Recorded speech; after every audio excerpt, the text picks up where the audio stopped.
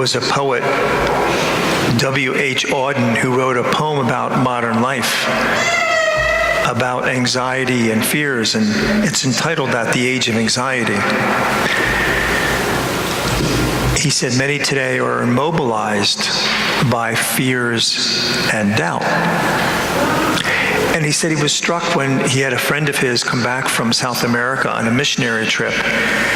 And he said the natives in that area, in the southern tip of South America, would get up and greet the morning when they would get up and the sunrise would come up. They would pierce with howls and shrieking and yelling with laments for several minutes. And he thought, what a weird rite to start the day off with this carrying on and yelling. And he said, after he got to know the language, he said, they viewed each day with horror, every sunrise as the beginning of added evil. And I thought, greeting each day with piercing and shrieking would only do what? Make it worse, right? Magnify it to umpth degree. See, it comes naturally for all of us to doubt, and fear is part of all our lives. So it comes naturally for those emotions. To trust and to have faith is not natural, but we have to fight that, my friends. We have to fight that. There was a boy coming back from a parish event. It was a field trip, and some parents were there, and apparently at one point of the field trip, somebody gave each one of these children a little prayer card. It had a picture of Jesus in the front, and then on the back of it says, have faith in God, put your trust in me. And somehow this little boy was sitting in the bus, and the window was open, and this prayer card flew out the window. And he yells at the top of his lungs to the bus driver, stop the bus. I've lost my faith in God.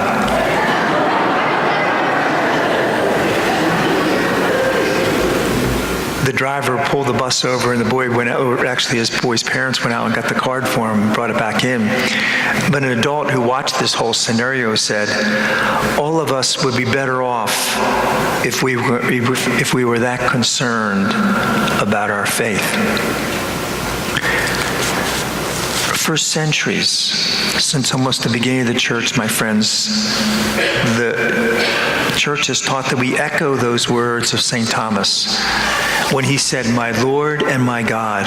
When I hold up that sacred host, we say those words, my Lord and my God. I believe, help my unbelief.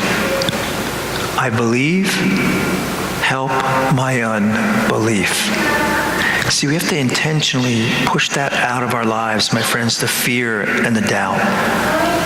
We have adoration every Thursday. On this Sunday afternoon, we have at 2 o'clock for a quiet adoration. It's Divine Mercy Sunday. That's prayed at 3 o'clock. Every Thursday, we have adoration during the day. It's probably the most powerful way to strengthen our faith is praying in front of the Eucharist. Because it takes faith to recognize him. And when we pray in front of him, it bolsters it. It bolsters it. There was a study that I read this past week from a medical center in Seattle connected with King College. And they were talking about how faith and hope are directly related to recovering quickly. And there was a 2-year study that they were doing with burn victims. And of course, burn victims is so difficult. If you've known that have been through that process, it is just probably one of the worst. And so they were studying these for 2 years, and they found out those that had a positive attitude and faith recovered much more quickly than those who had a negative attitude.